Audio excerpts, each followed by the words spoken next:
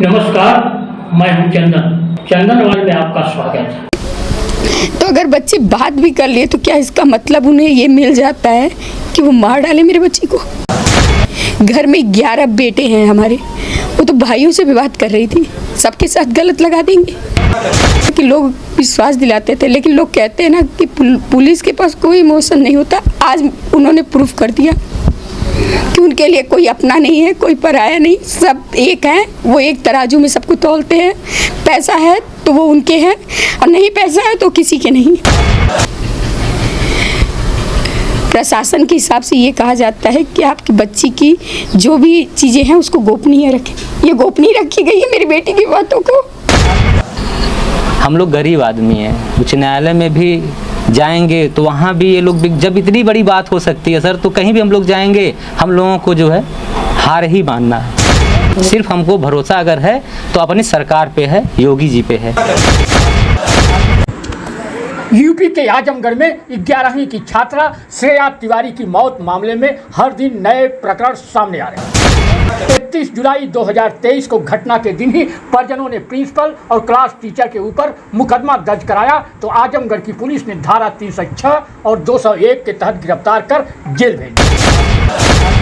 इस प्रकरण में नया मोड़ तो उस समय आ गया जब इस पूरे मामले की जांच की विवेचना मऊ जनपद में ट्रांसफर कर दी गई और विवेचना के दौरान वह मोबाइल सीडीआर और तथ्यों के आधार पर मुख्य न्यायिक मजिस्ट्रेट आजमगढ़ की कोर्ट ने पुनः सुनवाई करते हुए प्रिंसिपल सोनम मिश्रा और क्लास टीचर अभिषेक राय को लगाई गई धाराओं से मुक्त कर दिया। 9 अगस्त को न्यायालय मुख्य न्यायिक मजिस्ट्रेट आजमगढ़ द्वारा आदेश जारी किया गया।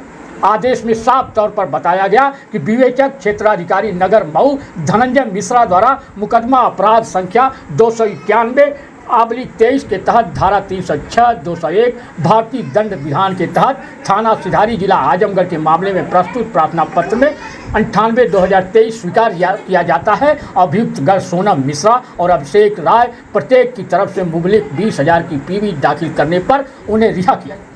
रिहाई का आदेश नियमानुसार जिला कारागार आजमगढ़ को भेजा जाए। इस आदेश के बाद जिला जेल से प्रिंसिपल और क्लास टीचर की रिहाई भी कर दी गई। इस पूरे प्रकरण का संज्ञान जब मृतका श्रेया के परिजनों को पता चला तो उन्हें यह फैसला अप्रत्याशित और अविश्वसनीय लगा। उन्होंने एक तरफ जहां पुलिस की कार्रवाई को शुरुआती दौर में सही ठहराते हुए उचित कार्रवाई बताई थी, तो वहीं यह पुलिस की विवेचना के दौरान आई घटना से वह हैरान है। परिजनों का यह कहना है कि रातों रात इस फैसले में इतना भेदभाव कैसे हो गया। मृतका की मां और पिता ने पुलिस की इस कार्रवाई और विवेचना पर गंभीर सवाल भी उठा रहे हैं और वह आगे की कार्रवाई व बेटी के साथ न्याय की गुहार करने के लिए प्रदेश के मुख्यमंत्री योगी आदित्यनाथ के दरबार में अपनी बात को रखने के लिए कह रहे हैं। सुनिए मृत छात्रा के परिजन क्या आरोप लगा रहे हैं और उनको न्याय अब कहां से मिलने की उम्मीद है। प्रकरण को लेके यही कहना है कि गरीबों के कोई नहीं है।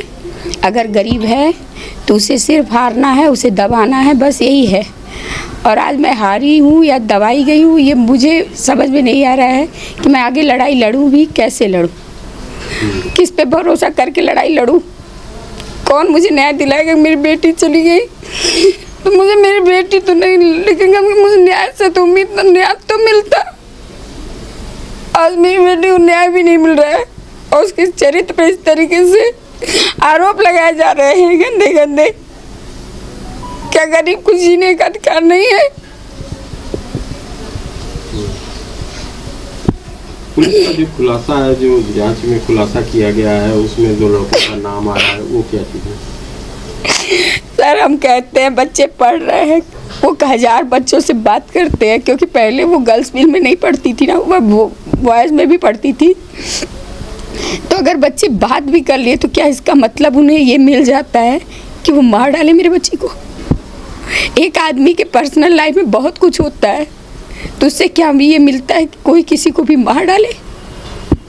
वो निजी ज़िंदगी थी मेरी बेटी की, वो कौन होते हैं ये डिसाइड करने वाले? वो किससे बात कर रही थी, किससे नहीं बात कर रही थी?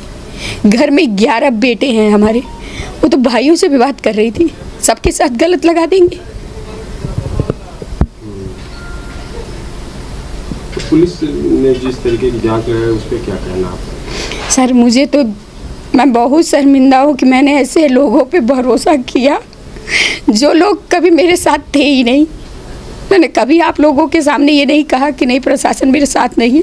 मुझे लगता था कहीं, क्योंकि हम दिल से जुड़ने वाले लोग हैं, हमें इमोशन पे भरोसा था कि लोग विश्वास दिलाते थे। लेकिन लोग कहते हैं ना कि पुलिस के पास कोई इमोशन नहीं होता। आज उन्होंने प्रूफ कर दिया कि उनके लिए कोई अपना नहीं है, कोई पराया नहीं, सब एक है। वो एक तराजू में सबको तौलते हैं।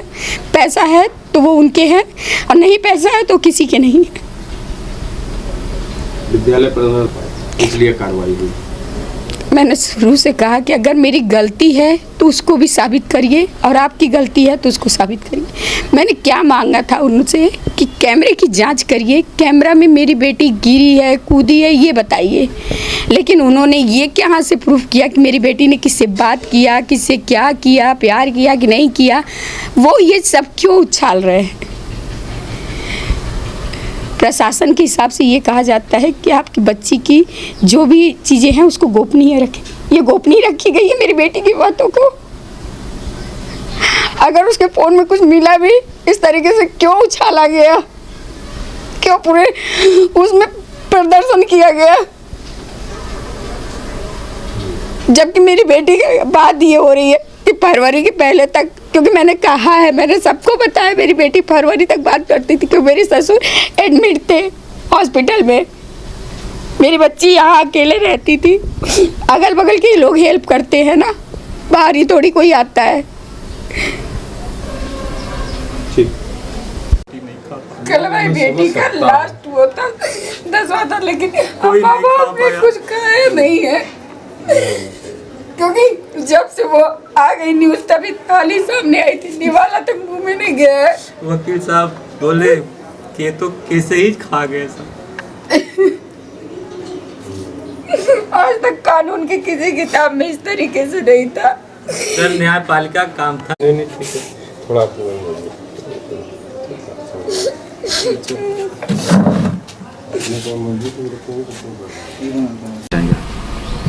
सर क्या कहें सर, प्रशासन तो लगा कि अब न्याय ही दिला देगा, इतना बढ़िया से सब कुछ हुआ। अचानक एक रात में कुछ एक दिन में पलट जाना, ये सर तो बिल्कुल नामुमकिन टाइप का लग रहा है कि ये चीज़ आई कहाँ से। जिससे भी पूछा जा रहा है सब लोग बोल रहे हैं कि मैं तो इस जीवन में पहली बार देख रहा हूँ कि न्यायालय का काम है न्याय दिलाना। पुलिस प्रशासन ने अपना काम कर दिया था, जो भी करना था उसको, जो भी उसको गलत लगा वो अपना काम कर दिया था। अब वो न्यायालय का काम था और फिर पुलिस ने जो है उसको कहा कि ये सब कुछ ठीक है, ये लोग निर्दोष हैं। इस तरीके की बात क्यों आई?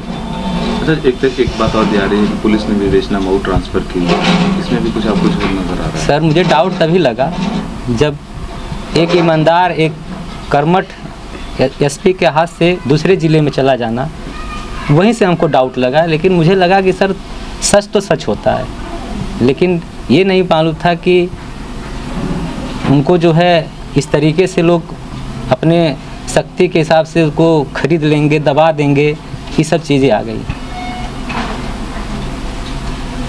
आप शुरुआत में जिस तरीके से बता रही थी पुलिस की सीसीटीवी में दिखा कि वो प्रिंसिपल ने उसको प्रताड़ित की, उसके कमरे से दौड़ कर जाना, सुसाइड करना, वो सारी चीज़ें डिस्ट्रॉय हो गई अचानक से। सर यही तो आश्चर्य हो रहा है सर कि सब कुछ होते हुए, सब कुछ सच देखते हुए लोग आज इस तरीके से जो है सब साफ कर दिए कि कोई गुनाह नहीं उसका है और निर्दोष है, उसको जो है छोड़ दिया गया। न्यायालय तक बात नहीं पहुंच पाई। ये सब सर एक आम आदमी की बस की बात नहीं है। एक आम आदमी इस तरीके का नहीं कर सकता, क्योंकि ये मुझे शुरू से डाउट था। लेकिन मुझे लगा कि प्रशासन और शासन के आगे कोई बाहुबली, कोई शक्तिशाली नहीं होता है। लेकिन आज मैंने देख लिया कि कानून आम आदमी का नहीं है, गरीब आदमी का नहीं है। क्या आप उच्च न्यायालय?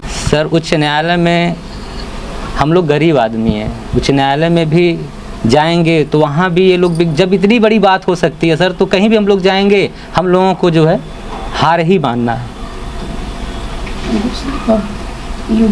सिर्फ हमको भरोसा अगर है तो अपनी सरकार पे है, योगी जी पे है।